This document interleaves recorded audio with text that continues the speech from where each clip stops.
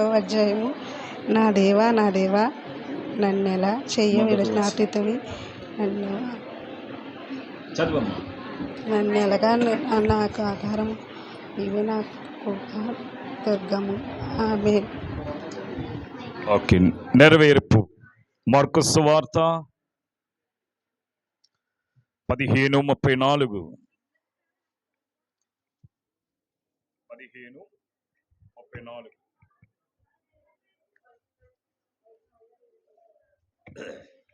పరిశుద్ధ గ్రంథంలో నుంచి 15వ అధ్యాయం 34వ వచనం. 3 గంటలకు యేసు ఏలోయి ఏలోయి లామా సబక్తి అని బిగ్గరగా కేకలు వేసెను. ఆ మాటలకు నా దేవా నన్నెందుకు చెయ్యి విడిచితివి అని అర్థము.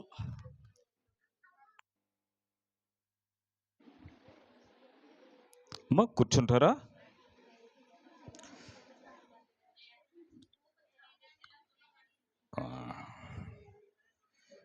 ఈ సమయములో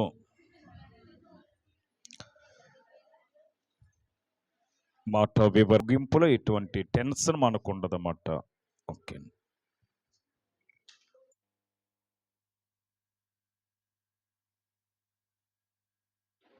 దేవాదేవునికి మొదటగా ఇట్టి అవకాశం ఇచ్చిన ఆ దేవాదేవునికి దేవాదేవునికి నా హృదయపూర్వకంగా వందనాలు. అదేవిధంగా సంఘ కాపరైన డాక్టర్ రెవరెండ్ యేసోబు అయ్య గారికి, అమ్మగారికి నా హృదయపూర్వకంగా వందనాలు. సంఘ బిడ్డలందరికీ మీరందరికీ నా హృదయపూర్వకంగా వందనాలు మరణాలు తెలియజేసుకుంటున్నాను. శుభ శుక్రవారం అంటే ఏంటి దేవుడి బిడ్డలారా? శుభ శుక్రవారం అంటే ఏంటి దేవుడి బిడ్డలారా? ఇక్కడ శుభ శుక్రవారం అంటే దేవుడి బిడ్డలారా, ఒక ఆయన ఈ విధంగా సెలవిచ్చాడు.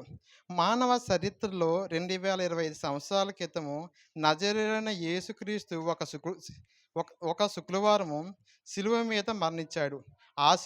ఆ శుక్రవారాన్ని శుభ శుక్రవారం అంటారు. సాధారణంగా కొంతమంది మరణాన్ని అశుభంగా భావిస్తారు. యేసుక్రీస్తు మరణానికి ముందు తర్వాత కూడా ఎంతో గొప్ప వ్యక్తులు మరణించారు. కానీ యేసుక్రీస్తు మరణాన్ని శుభదినముగా పరిగణిస్తున్నారు. శుభదినము అంటే దేవుని బిడ్డలారా, శుభదినం గురించి ఎందుకంటే శుభ శుక్రవారం అని ఎందుకు అంటున్నారంటే, శుభం అంటే ఏంటి మనకు తెలియాలి. అంటే ఈరోజు ఏదైనా ఒక ఇంట్లో శుభకార్యం జరుగుతుందంటూ ఆ అబ్బాయి శుభకార్యం జరుగుతుంది అంటారు. మొదటిగా దేవుడు యేసుప్రభు గారిని సిలువ వేయడానికి ముందు దేవుడి బిడ్డలారా ఒక ఆయనకి శుభము కలిగింది. తలుపు తట్టి నీకు శుభం అని చెప్పారు. అతను ఎవరంటే యేసుక్రీస్తు మరణానికి కొన్ని గంటల ముందు ఒక ప్రత్యేక నేరస్తుడు బరాబా తలుపు వద్ద తట్టి, బరాబా నీకు శుభము అని అన్నారు. బరాబా ఆశ్చర్యపోయాడు. నాకు శుభం ఏంటి, నాకు శుభం అన్నాడేంటి ఈయన అని ఆశ్చర్యపోయాడు. తెల్ల మొఖం వేసాడు. నాకు శుభం ఏంటి అని ఆశ్చర్యపోవడం అంట. దేవుడి బిడ్డలారా, ఒకసారి మనం గమనిస్తే, ఎందుకంటే రేపో మాపో రోమా ప్రభుత్వం విధించిన శిలువ మరణం యొక్క విచారణ కొరకు ఎదురు చూస్తున్న బతికే అవకాశం లేని నేరస్తుడు అతడు. అలాంటి అతనికి యేసుక్రీస్తు యొక్క నీతిమంతుడైన యేసుప్రభు తీసుకోవడం బట్టి అతనికి శుభం కలిగింది. అదేవిధంగా మానవందర నేరస్తులు మనము నేరమని యేసుప్రభు ఆయన మీద వేసుకుని శిలువలో మరణించడం మనకు శుభమా కాదా? యేసుప్రభు గారు మనకు బదులుగా చనిపోయారు. మనకు శుభమా కాదా? శుభం. దీనే శుభ శుక్రవారం అంటారు. అందరికీ గుడ్ ఫ్రైడే శుభాకాంక్షలు. నిజమే దేవుని బిడ్డలారా, ఒకసారి మన మాట వివరణకి వెళ్తే మత్తయి సువార్త 27వ అధ్యాయము 46వ వచనం ఒకసారి చదివి వినిపించినమ్మా.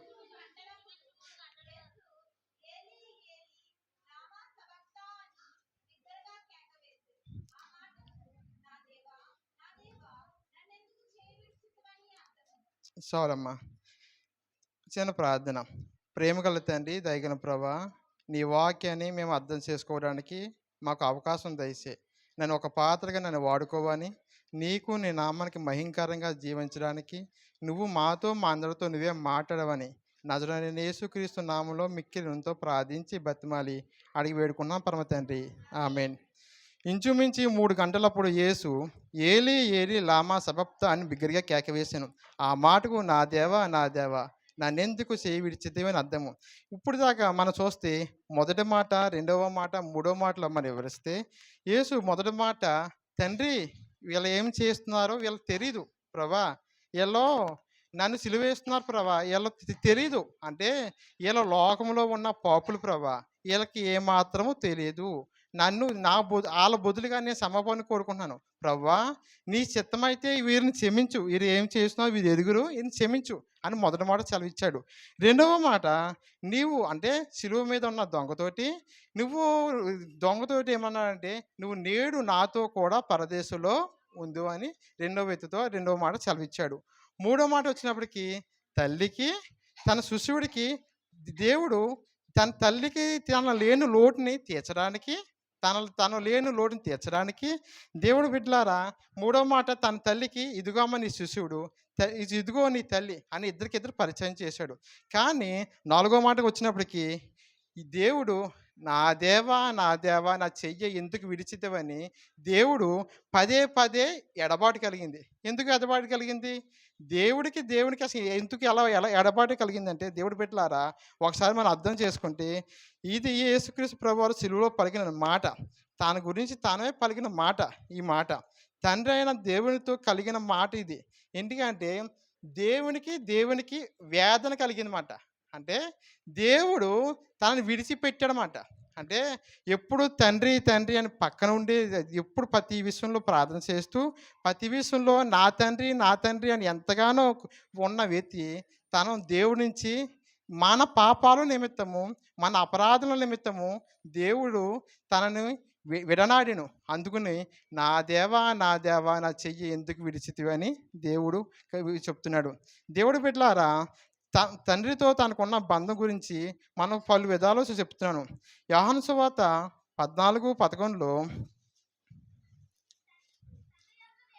తండ్రి యందును నేనును నా యందు తండ్రిను ఉండునని నమ్మండి. అది చాలమ్మా. అదేవిధంగా అంటే తండ్రితో తనకి ఎలాంటి రిలేషన్షిప్ ఉందో నన్ను చూసిన వాడు తండ్రిని చూసిన కదా, తండ్రిని నాకు కనుపరచమని మీరు ఎలా చెప్తున్నారు? యోహాను సువార్త 14:9లో కూడా సెలవిచ్చారు. మీరు నన్ను ఎరిగి ఉంటే నా తండ్రిని ఎరుగుందురు అని యోహాను సువార్త 14:7లో కూడా సెలవిచ్చారు. పరిశుద్ధుడైన తండ్రి మాకు ఏకమై ఉండులాగన యోహాను సువార్త 17:1లో 11లో కూడా సెలవిచ్చాడు. దేవుడి బిడ్డలారా మనం దీన్ని అర్థం చేసుకుంటే పై సందర్భం బట్టి తండ్రి కుమారుడు ఇద్దరు ఈక్వల్ ఏకత్వం గురించి కనిపిస్తుంది. దేవుడి బిడ్డలారా ఒకసారి గమనించాలి, తండ్రి కుమారుడు ఇద్దరు ఒకే రీతిగా ఉన్నారు. అంటే దేవుడి బిడ్డలారా ఒకసారి తండ్రి కుమారుడు త్రియేక దేవుడు అంటే ఎలా అర్థమవుతుందంటే తండ్రి గాను కుమారుడు గాను పరిశుద్ధాత్మ గాను ఉన్నారు. ఇది త్రియేక దేవుడు. త్రియేక దేవుడు అంటే ఏంటంటే పర్పస్ ఏంటంటే ఒక పాపిని రక్షించడం కోసం ఈ భూలోకానికి వచ్చి పాపిని రక్షించడం కోసం ప్రభు యేసు ప్రభు వారు ఏ విధంగా చేశారంటే తండ్రి గాను కుమారుడు గాను పరిశుద్ధాత్మ గాను ఏర్పడ్డారు. తండ్రి గాను కుమారుడు గాను దేవుడు ప్రతిరోజు తండ్రి గురించి అనేక సందర్భంలో ప్రజలతో చెప్పడం జరిగింది. దేవుడి బిడ్డలారా ఇది ఎలా అంటే ఈ ఎడబాటు ఎలా అంటే మీకు అర్థమయ్యే రీతిలో చెప్పాలంటే దేవుడి బిడ్డలారా ఒకటి ఏ విధంగా చెప్పాలంటే భార్య భర్తలు విడిపోయినప్పుడు ఆ ఎడబాటు ఏంటో తెలుస్తుంది. అదేవిధంగా తల్లి పిల్లలు విడిపోయినప్పుడు ఆ ఎడబాటు ఏంటో తెలుస్తుంది. అదేవిధంగా దేవుడి బిడ్డలారా నిజమైన స్నేహితులు విడిపోయినప్పుడు ఆ ఎడబాటు ఏంటో తెలుస్తుంది. అదేవిధంగా రోజు యేసుప్రభు గారు తండ్రి దగ్గరికి వెళ్ళి తండ్రి గురించి ఎక్కడ చూసినా నా తండ్రి గురించి అనేక చెప్తున్నాడు. నా ద్వారానే తప్ప ఎవడు తండ్రి యొద్దకు రాడు. యోహాను సువార్త 14:6లో సెలవిచ్చాడు. అదేవిధంగా నా తండ్రి ఇంట అనేక నివాసం కలవు అని యోహాను సువార్త 14:2లో సెలవిచ్చాడు. దేవుడి బిడ్డలారా సమస్తము నా తండ్రి నా చేత నాకు అప్పగింపబడింది అని మత్తయి సువార్త 11:21లో చదవబడింది. దేవుడికి బిడ్డలారా నేను నా తండ్రి పనుల మీద ఉండవాలని మీరు ఎదుగురా అని లోక సువార్త 2:49లో అనేక సందర్భాల్లో ప్రజలతో చెప్పడం జరుగుతుంది. అదేవిధంగా తండ్రికి చేసిన ప్రార్థనలు దేవుడికి నా తండ్రి అని తండ్రి, ఆకాశమును భూమిని ప్రవ్వా, నీవు జానులను వివేకులను ఈ సంగతులను మరుగు చేసి పసిబాలులను బయలుపరిచితేవని నేను స్తుతిస్తున్నాను అని దేవుణ్ణి స్తుతిస్తున్నాడు. దేవుడు బిడ్డలారా, మనము ఈ స్థితిలో ఉన్నామంటే ఎప్పుడైనా ఎవరికైనా చిన్న ఉపకారం చేస్తే థ్యాంక్ యూ రా, థ్యాంక్ యూ సో మచ్ రా, నాకు ఆపదలో నువ్వు డబ్బులు ఇచ్చావురా అని చెప్తాము. కానీ దేవుడు మనకి ఈ ఆరోగ్యం ఇచ్చాడని, దేవుడు ఈ వస్త్రం ఇచ్చాడని, ఈ దేవుడు మనకి ఈ యొక్క ఆహారం ఇచ్చాడని ఎప్పుడైనా మనం స్తుతిస్తున్నామా? లేదు. అది మనల్ని మనమే పరిశీలించుకోవాలి దేవుడు బిడ్డలారా. అదేవిధంగా తండ్రి, నీవు నా మనవి విన్నందుకు నీకు కృతజ్ఞతలు చెల్లించున్నాము. అంటే దేవుడు యేసుప్రభు గారు తాను తండ్రి గురించి చెప్తున్నాడు అనమాట. ఏవన్నీ? యోహాను సువార్త 11:41 చదవద్దు. యోహాను సువార్త 11:41 ఉమ్, ఉమ్.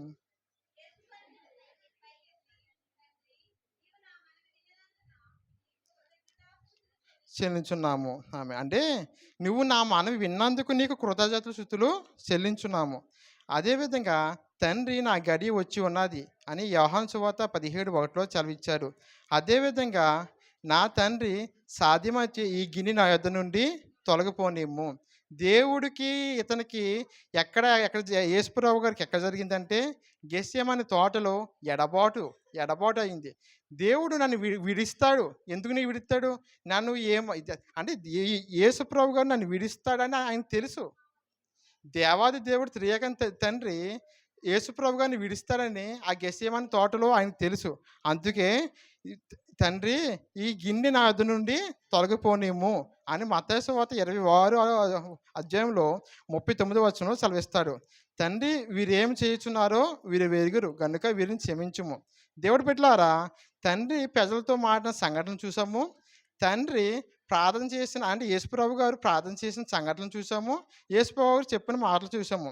అంటే తండ్రి అయిన దేవుడు, కుమారుడైన యేసుక్రీస్తు వారి యొక్క ఏకత్వము మధ్య ఉన్న అనుబంధం గురించి ప్రభువారి మాటలు, పౌరు గురించి తండ్రి గురించి ప్రభువారు ప్రజలకు ప్రకటన చేసిన మాటలు, తండ్రికి ప్రార్థన చేసిన సందర్భాలు చూసాము. ఈ లోకంలో జీవించినప్పుడు తండ్రిని గురించి ప్రార్థించిన ప్రభువారు శిలువలో 4వ మాటలో దేవా అని పలకడం విశేషం. ఈ సంగతి గురించి సెయింట్ అగస్టిన్ అనే భక్తుడు ఇలా చెప్పాడు: మన పాపము దేవుని వేరు చేసింది. అంటే మన చూపును బట్టి, ఆలోచన బట్టి, చేతను బట్టి, క్రియను బట్టి, తలాంపు బట్టి, హృదయ ఆలోచన బట్టి మన పాపము అని మనం గ్రహించాలి. దేవుడు బిడ్డలారా, మన చూపును ఎవ్వరు హృదయముకో వారికే తెలుసు. దేవుడు ప్రతిదీ నేను ఏం చేస్తున్నానో, నా పుట్టిక, నా స్వభావము, నా మనస్తత్వము, నా పరిస్థితి అన్నీ జరిగిన దేవుడికి నేను తెలుసు. ఆయనకి సమస్తము తెలుసు. నేను ఏ నిమిషానికి ఏం చేస్తున్నానో అన్నీ తెలుసు. అదేవిధంగా దేవుడు బిడ్డలారా, మీకు కూడా తెలుసు. అదేవిధంగా మార్టిన్ లూథర్ అనే భక్తుడు దేవుడిని విడనాడెను అని దేవుడు వాక్యం ఆయన సెలవిచ్చాడు.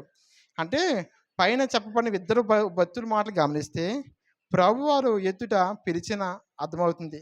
తండ్రి అని పిలిచి ప్రార్థించిన ప్రభు మానవులందరి పాపము మోయుటకు బట్టి పాపి కావడం వల్ల పరిశుద్ధుడు అయిన దేవుడు ఆయన విడిచిపెట్టారు. పాపిగా చేయబడిన క్రీస్తు ప్రభు తన విడనాడినని తండ్రి అని పిలవక దేవ అని పిలిచారు. అందువలనే వాక్యంలో ఈ విధంగా రాయబడింది. యెషయా గ్రంథం 53:6 యెషయా గ్రంథం 53:6.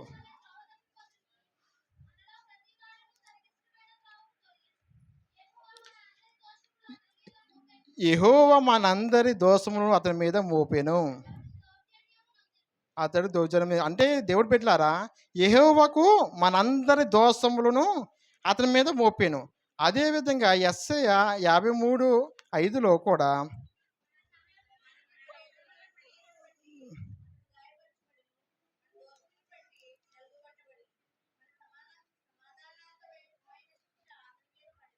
అతని సమాధానమైన శిక్ష అతని మీద పడిను. దేవుడి బిడ్డలారా, మన శిక్ష అనుభవించాడు, మన దోషమును భరించాడు. నీతిమంతుడైన నా సేవకుడు దోషములను భరించెను, అనేక పాపములను భరించెను. అదే యెషయా 53:12 కూడా అనేక పాపం భరించెను.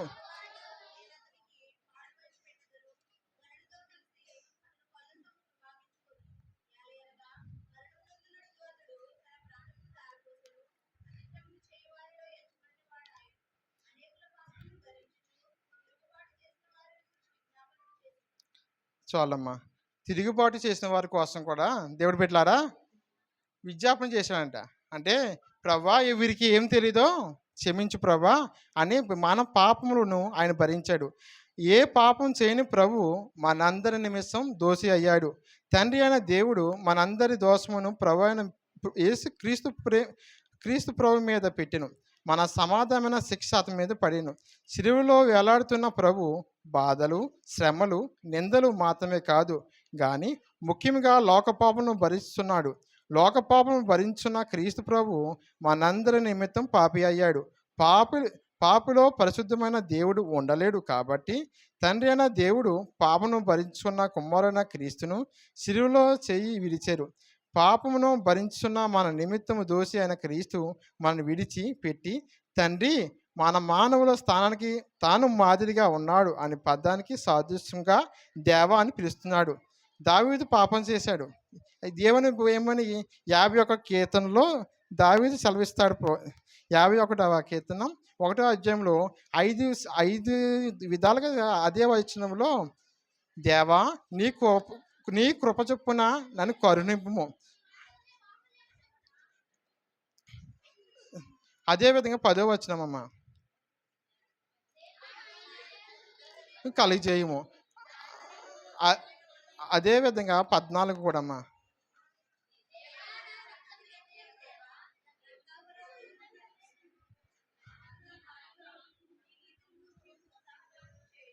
అదే చాలమ్మా.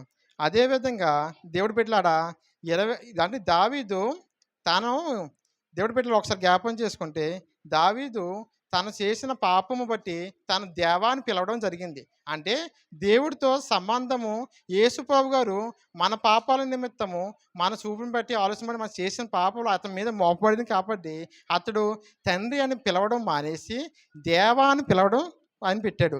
అంతేకాదు దావీదు రాసిన 22వ కీర్తనలో 1వ వచనంలో నా దేవా నీవు నన్ను ఎలా విడనాడుతీవని అని నన్ను రక్షింపక నా ఆత్మతోని వినక నువ్వు ఎలా దూరంగా ఉన్నావు. చాలమ్మా.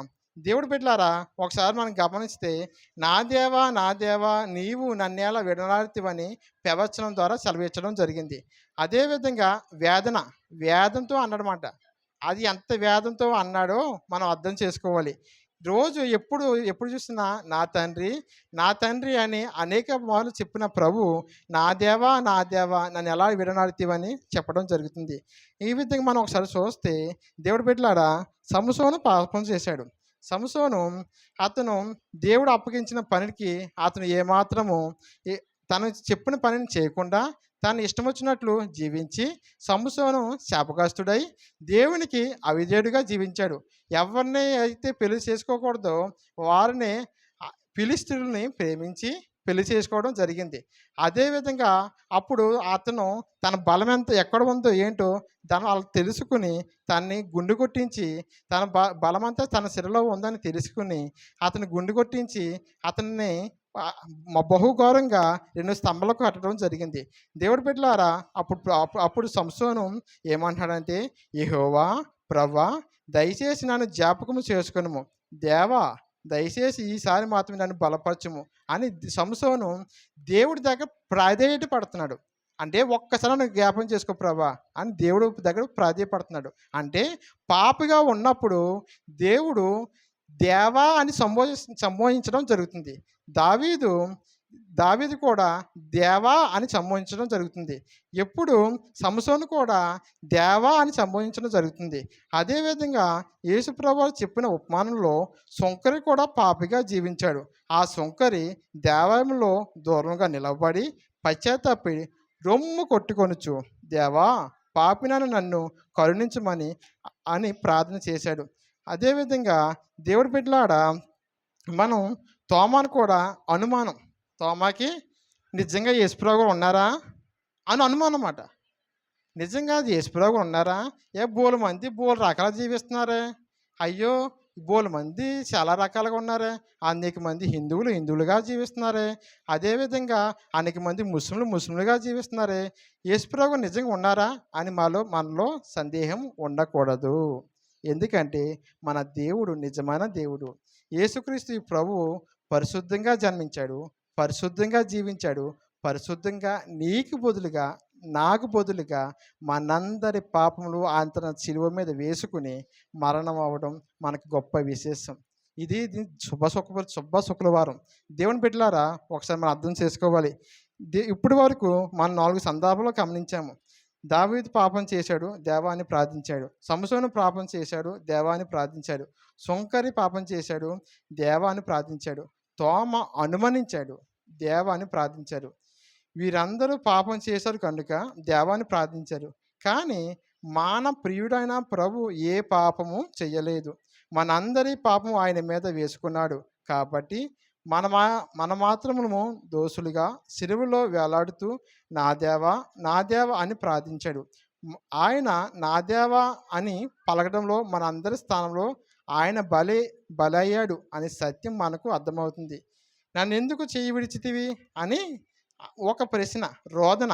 అంటే దేశప్రభు గారు, తండ్రి నన్ను అసలు ఎందుకు చేయి విడిచితివి, నన్ను ఎందుకు చేయి విడిచితివి ప్రభా అని అతను ఒక రోదన, వేదన.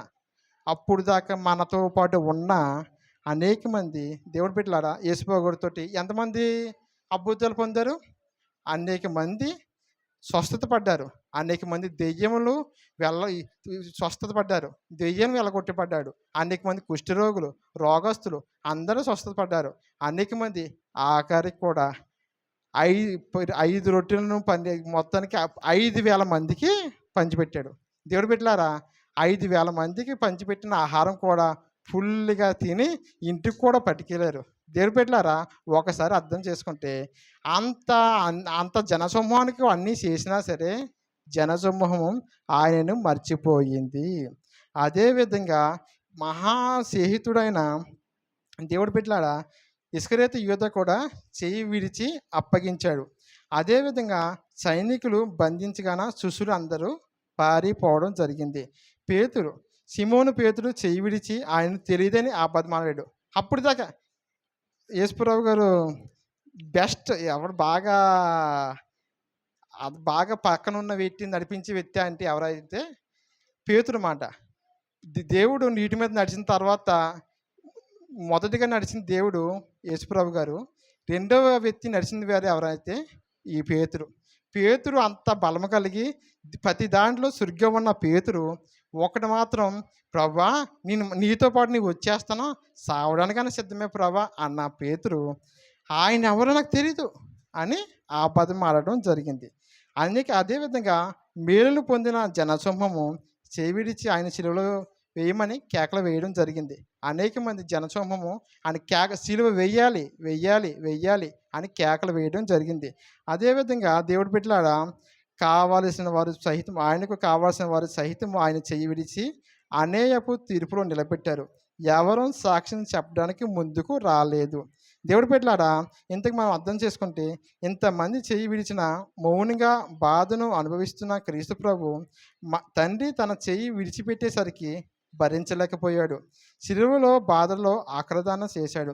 ఏ ఎడబాటును భరించవచ్చు కానీ పరిశుద్ధమైన దేవుడు ఎడబాటును భరించడం అన్నిటికంటే పెద్ద శిక్ష.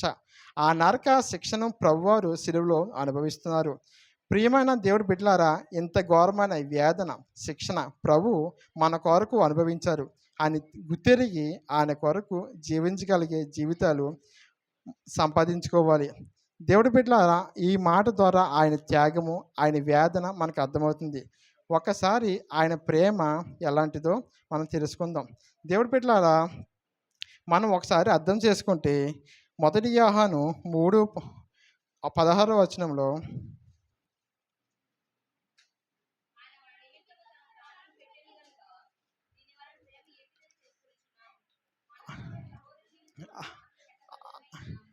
చాలమ్మా, అంటే దేవుడు ఆయన మన అందరి నిమిత్తం తన ప్రాణమును పెట్టాడు. ఎవరి నిమిత్తం పెట్టారమ్మా? మనందరి నిమిత్తం ప్రాణం పెట్టడం జరిగింది. ఈయన పేరును బట్టి మనం అర్థం చేసుకోవాలి. పరమును వీడిన ప్రేమ ధరలో పాపిని వెదకిన ప్రేమ, పరమును వీడిన ప్రేమ ధరలో పాపిని వెదకిన ప్రేమ నన్ను కరుణించి ఆదరించి సెదరించి నిత్య జీవమిచ్చే నన్ను కరుణించి ఆదరించి సెదరించి నిత్య జీవమిచ్చే ఆశ్చర్యమైన ప్రేమ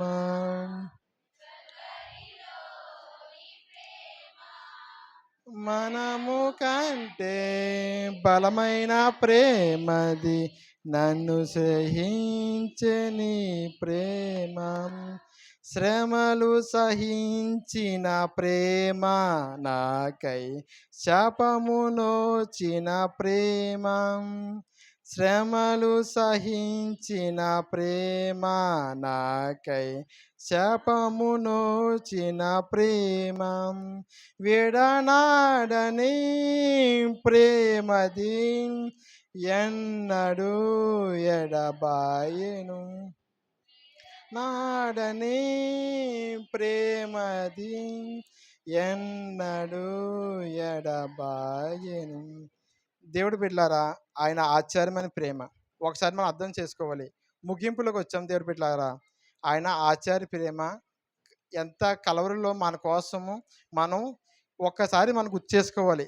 సిలువకు చూడగానే మీకు గుర్తుకొచ్చే విషయం ఏంటమ్మా అని మనం అర్థం చేసుకుంటే, సిలువలో ఇక్కడ మనం చూడగానే సిలువ చాలా అందంగా చాలా బాగుంటుంది. దేవుడు బిడ్డలారా, ఆ సిలువ చూడగానే మనకు మన దోషములు గుర్తుకు రావాలి. మనము చూపును బట్టి, ఆలోచన బట్టి, శాతను బట్టి, క్రియను బట్టి, తలం బట్టి, హృదయ ఆలోచన బట్టి మనం చేసే మన పాపాలు, మన అతిక్రమాలు మనం ఎరిగి ఉన్నాము. దేవుడు కూడా తెలుసు. దేవుడికి సమస్తము తెలుసు. దేవుడికి ఏమీ తెలియకుండా లేదు. దేవుడికి సమస్తం తెలుసు కాబట్టి దేవుని బిడ్డలారా, తండ్రి అని పిలిచిన దేవుడు దేవా అని పిలిచాడు. కారణం మన పాప భారము ఆయన మీద వేసుకున్నాడు. కాబట్టి మనం పాపమును క్షమించగలిగే శక్తి యేసుక్రీస్తుకు మాత్రమే ఉంది. కాబట్టి మనము పాప భారమును విడిచిపెట్టి క్షమాపణ పొందుకోవాలి. అదేవిధంగా మన పాపాన్ని ప్రభు భరించడం వల్ల మన పాపాలు క్షమించబడుతున్నాయి. కాబట్టి ప్రభువే మనకు రక్షకుడు అయ్యాడు. ఇందువలన యేసును మన సొంత రక్షకుడిగా అంగీకరించాలి. దేవుణ్ణి సొంత రక్షకుడిగా అంగీకరించడం అంటే ఏంటమ్మా? ఒక్క చిన్న ప్రశ్న అయిపోయింది. దేవుణ్ణి సొంత రక్షకుడిగా అంగీకరించడం అంటే ఏంటి? పెళ్ళికి బాప్తిసం తీసుకుంటూ అవ్వడమా? దేవుణ్ణి సొంత రక్షకుడిగా అంగీకరించడం అంటే, దేవా నువ్వు నువ్వు పరిశుద్ధుడు ప్రభా, నేను నా పాపాలు నాకు తెలుసు. దేవా నేను ఏ విధంగా పాపను, ఏ విధంగా నేను చూపును బట్టి ఏ విధంగా పాపం చేశానో, నా మాటను బట్టి, నా క్రియను బట్టి, నా ఆలోచన బట్టి ఏ విధంగా దేవుని అవిధేయగా నేను జీవించానో దేవుడికి సమస్తము తెలుసు. అందుకాబట్టి ఒకటి మనం మన పాపాలను దేవుడి యొద్ద ఒప్పుకోవడమే. మన పాపాలని మన దేవుడి యొద్ద ఒప్పుకోవడమే. మనం గమనిస్తే శిలువ మీద ఉన్న దొంగ తన పాపాలను ఒప్పుకోవడం జరిగింది. తనకి ఆపర్చునిటీ లేదు, అంటే బాప్తిసం తీసుకోవడానికి ఆపర్చునిటీ లేదు. అందుకాబట్టి తను పాపాలు, దేవా నన్ను ఒకసారి నీ రాజ్యం వచ్చినప్పుడు నన్ను జ్ఞాపకం చేసుకో ప్రభా అని తను దేవుడి ఎదుట ఒప్పుకోవడం జరిగింది. దేవుడు ఏమన్నాడు? నేడు నువ్వు నాతో కూడా పరదేశంలో ఉందివని సెలవివ్వడం జరిగింది. దేవుడి బిడ్డలారా, గుడ్ ఫ్రైడే అంటే పాపాన్ని విడిచిపెట్టడం, మన ప్రవర్తనని, జీవితాన్ని మార్చుకున్నాడే మనకు నిజమైన గుడ్ ఫ్రైడే. ఏంటమ్మా గుడ్ ఫ్రైడే అంటే? మన పాపాన్ని విడిచిపెట్టడం. మన వల్ల కాదు ప్రభా, నా వల్ల కావడం లేదు ప్రభా, నాకు సహాయం చేయి. ఆ పాపాన్ని విడిచిపెట్టడం నా వల్ల కావడం లేదు. దయతో కృపతో నన్ను జ్ఞాపం చేసుకో ప్రభా. నేను ఆ పాపాన్ని విడిచిపెట్టలేకపోతున్నాను ప్రభా. అది నా బలహీనత అయింది. నేను దానికి బానిస అయ్యాను ప్రభా. కానీ నువ్వు నన్ను ఒకసారి జ్ఞాపం చేసుకుని ఆ పాపం నుంచి నన్ను విడిపించు అని అంటే దేవుడు విడిపించడానికి సిద్ధంగా ఉన్నాడు. అదేవిధంగా మన ప్రవర్తన కూడా మార్చుకోవాలి.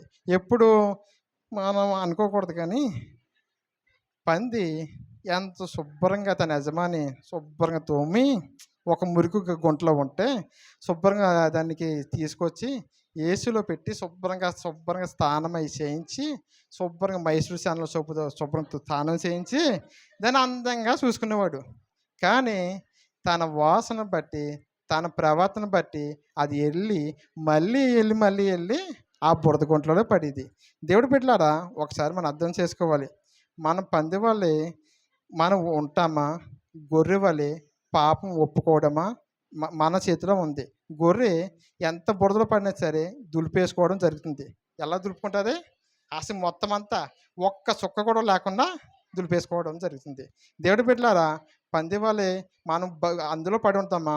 గొర్రె వలె మన యొక్క పాపాన్ని విడిచిపెట్టి మన పాపాన్ని విడిచిపెట్టి ప్రవర్తనని, జీవితాన్ని మార్చుకున్నాడే మనకు నిజమైన గుడ్ ఫ్రైడే. యేసు ప్రభు గారు ఒకటి దేవుడి బిడ్డలారా ఒకసారి అర్థం చేసుకుంటే, ప్రభువారు తను విడిచిపెట్టారు. కానీ యేసు ప్రభు ఒకటే మాట అన్నారు, నిన్ను ఏమాత్రము విడవను ఎడబాయనని సెలవిస్తున్నాడు. దేవుడి బిడ్డలారా, యేసు ప్రభు గారు ఏమాత్రం నేను విడవడానికి ఎడబాయడానికి ఇష్టపడడం లేదు. మనం గుర్తెరిగి దేవుడు మన నిమిత్తము మనం పొందవలసిన భయంకరమైన శిక్షణ మనకు బదులుగా ఆయన ఖరీదానం అయ్యాడు కాబట్టి, ఆయన అనుభవించాడు కాబట్టి, మనం విడిచిపెట్టి దేవునికి నమ్మకంగా ఆయన ఏమాత్రం నిన్ను విడవను ఎడబాయనని సెలవిచ్చాడు కాబట్టి, ఆయనకి మనం ఇంకా రక్షణ పొందకపోతే రక్షణ పొందాలని, ఇదే నేడే గొప్ప అవకాశం. ఏ దినాన్ని ఏది సంభవిస్తుందో ఎవ్వరికి తెలియదు. దేవుడి బిడ్డలారా, రేపు ఒక క్షణం ఒక క్షణం పోయిన తర్వాత, లేదా రేపు లేదా వచ్చే సంవత్సరం పలానా టైంకి నేను కూడా చెప్తాను అని అనుకోవచ్చాము. కానీ ఏ సమయానికి ఎలా ఉంటామో మనకు తెలియదు కాబట్టి, రక్షణ అనేది నేడే కాబట్టి, దేవునితో రక్షణ పొందాలని, యేసుక్రీస్తుని మన సొంత రక్షణగా అంగీకరించాలని మీ అందరినీ కోరి ప్రార్థిస్తూ అందరికి నా హృదయపూర్వకంగా వందనాలు మరణాలు తెలియజేస్తున్నాను. చిన్న ప్రార్థన. పరిశుద్ధమైన ప్రేమ కల తండ్రి, దయగల ప్రభువా, నీ వాక్యం ద్వారా సెలవిచ్చావు, మాతో మాట్లాడావు. అనేక విషయాలు దేవా ఒక ఎందుకు పనికిరాని పాత్రగా ఉన్న నన్ను నువ్వు నాకు జ్ఞాపం చేసుకుని నన్ను వాడుకునే విధానం బట్టి నీకు హృదయపూర్వకంగా వందనాలు. నీకు నీ నామానికి మహిమార్థంగా నేను పొందవలసిన ఆ భయంకరమైన శిక్ష, ఆ శిలువ మీద నేను ఎక్కాల ప్రభా, దాని బదులుగా నువ్వు క్రయదానం అయ్యావు. దాన్ని బట్టి నీకు వందనాలు. దేవా నీకు నీకు మహిమార్థంగా మేము జీవించడానికి, మేము ఇంకా రక్షణ పొందకపోతే రక్షణ పొందడానికి మాకు అవకాశం దయచేయమని యేసుక్రీస్తు నామములో మిక్కిలంతో ప్రార్థించి బతిమాలి అడిగి పెడుకున్నాం పరమ తండ్రి. ఆమేన్. ప్రార్థన. కాసు శాంతి.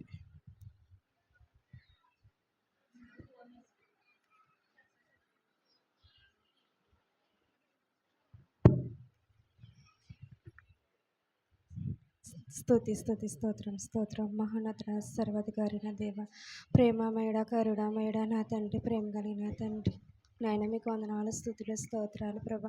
గడిచిన కాలం అంతా నా ప్రభు, ఈ రోజు వరకు నేను మీ సజీవ రెక్కల చాటున మమ్మల్ని ఎంతగానో భద్రపరుచుకున్నాను దేవ. మీకు వందనాలయ్యా, స్తోత్రాలు నాయన ప్రభా. అలాగే నా తండ్రి యేసయ్య, నన్ను 7 మాటలు వివరించిన బిడ్డని నన్ను ఒకసారి జ్ఞాపకము చేసుకునే తండ్రి, మీకు వందనాలు, స్తుతులు, స్తోత్రాలు ప్రభా. నాయన ఇప్పుడు దాకా చెప్పిన బిడ్డని నాయన ప్రభా, బిడ్డలతో మీరు నాయన మాటలు వివరించడానికి కృప చూపించావు నాయన ప్రభా. అలాగే నా ప్రభు ఇప్పుడు నాయన 5వ మాట 6వ మాట 7వ మాట చెప్పుచుండగా నా ప్రభా యేసయ్య, నాయన బిడ్డలతో కూడా నాయన మీరు నాయన బిడ్డలతో మాట్లాడండి నా ప్రభా. యేసయ్య, నాయన సన్నిధి చుట్టూ నాయన ప్రభు కేవదతను కావులుగా ఉంచండి నా ప్రభా. ప్రతి ఒక్క బిడ్డతో మాట్లాడండి నా ప్రభా. ప్రతి ఒక్క బిడ్డని దర్శించండి నాయన. నీకు వందనాలు, స్తుతులు, స్తోత్రాలు ప్రభా. అలాగే నాయన సంఘంలో నా ప్రభా, నేను ఏకేపించిన ప్రతి ఒక్క బిడ్డతో నాయన దీవించి ఆశీర్వదించి నాయన చిన్న ప్రార్థన ఆలకించి నాయన మీ పాదాల యొద్దకు చేసుకుని ప్రార్థన ప్రతిఫలం దయచేయమని యేసయ్య నామములో అడిగి వేడుకుంటున్నాం పరమ తండ్రి. ఆమేన్.